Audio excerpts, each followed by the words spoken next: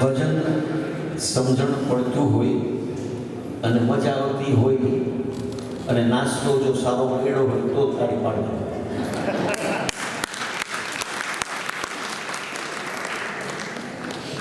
હું અહીંયા આવ્યો ત્યારે ચંદુભાઈ મને કીધું કે આગળવાળી જે નીચે જે છે ને બધા એ 50 પાઉન્ડ વાળી ટિકિટ છે.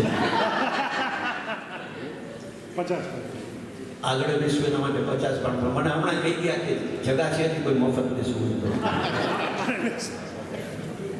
પુષ્કળ જગા છે કોઈ મફત. આ સાઈડમાં બેઠા છે એ પણ અહીંયા બાજુ આપણે જોવાની જાવ તો વધારે સારું, પણ તમારું ધ્યાન બધું આ બાજુ છે. જો અવાતું હોય તો કોઈ માંગતા કે આદાન હોય તો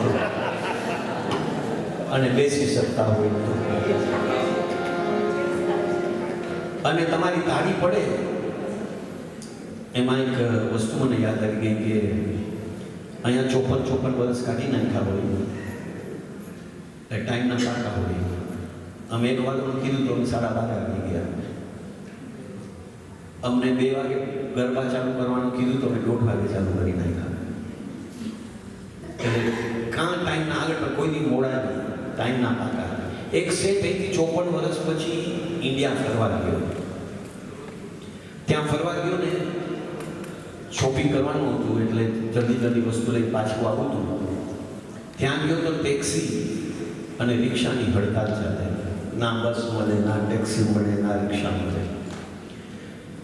શેઠને ગમે કરીને પાછું અહીંયા પહોંચ્યું હતું એટલે ઘોડાગાડી વાળો ક્યાંય ઘોડો આવી ગયો ટાઈમસર. આગળ ઘોડો, પાછળ ઘોડાગાડી વાળો, એની પાછળ શેઠ આરામથી બેઠા હતા. 10-15 મિનિટ થાય એટલે ઘોડો ઊભો રહી જાય. જેમ અમે ભજન ગાઈને ઊભા રહી જાય 10-15 મિનિટ પછી એવી રીતે ઘોડો ઊભો રહી જાય. તો ઘોડાગાડી વાળો નીચે ઉતરી અને ઘોડાની સામે થોડીક વાર નાચે ભરતભાઈ. એ નાચે ને પછી પાછો બેસે ત્યારે ઘોડો આગળ વધે. એટલે 15 મિનિટે ઘોડો ઊભો રહી જાય. ઘોડાગાડી વાળો નીચે ઉતરે, ઘોડાની સામે નાચે, પાછો બેસે.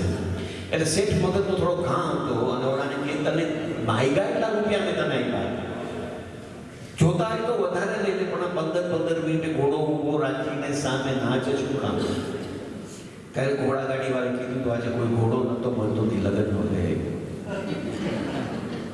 લગ્નનો ઘોડો જોજો, તમે આગળ નાચો ને તો જ આગળ વધે. એવી રીતે તમારી જો તાળી નહીં પડે તો અમે પાછું રિપીટ કરું છું, તમારી તાળી નહીં પડે તો અમે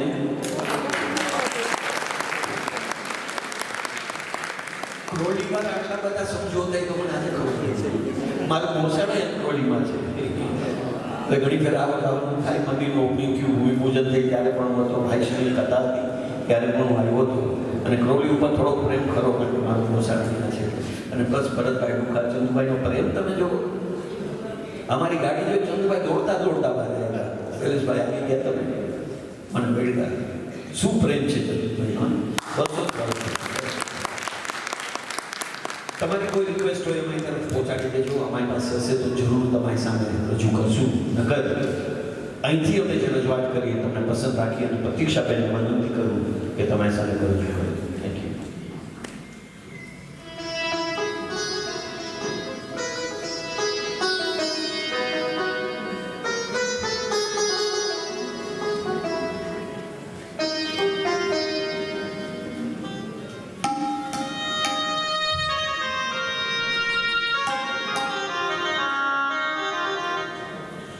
हरि सुंदर नंद मुकुंद हरि नारायण हरि ओम.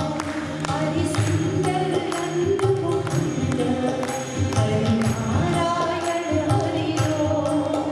हरि कृष्ण हरि गोविंद हरि नारायण हरि ओम. हरि कृष्ण हरि गोविंद हरि नारायण हरि ओम.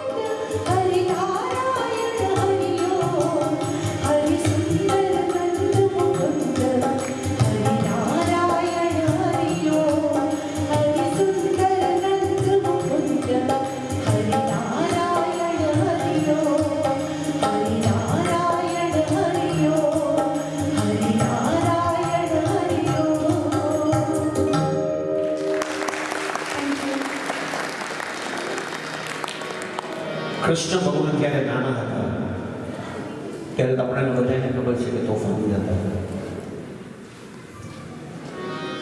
એનું તોફાન જાજુ જેમ ઉંમર થતી જતી તેમ બધું જતું હતું. અને તેથી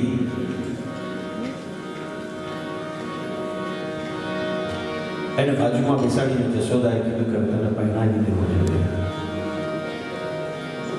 ત્યારે કૃષ્ણ ભગવાન એમ કે છે કે વાર છે તો કે નહીં, તારા તોફાન વધતા જાય છે અને જેમ મોડું કરશું એમ તારા તોફાન વધારે વધતા જશે. એટલે આપણે પહેરાવી દેવો જોઈએ. અને એનું માગું નાખે છે રાધા સાથે. રાધાની ત્યાં જઈ અને કૃષ્ણ ભગવાનની વાત ચલાવે છે ત્યારે શું કહે છે? જા જા રે ઓ કાના કાના જા જા જા, હે જા જા રે ઓ કાના કાના જા જા જા, નથી હવે તું નટવર નાનો જલ્દી દાયો કનૈયા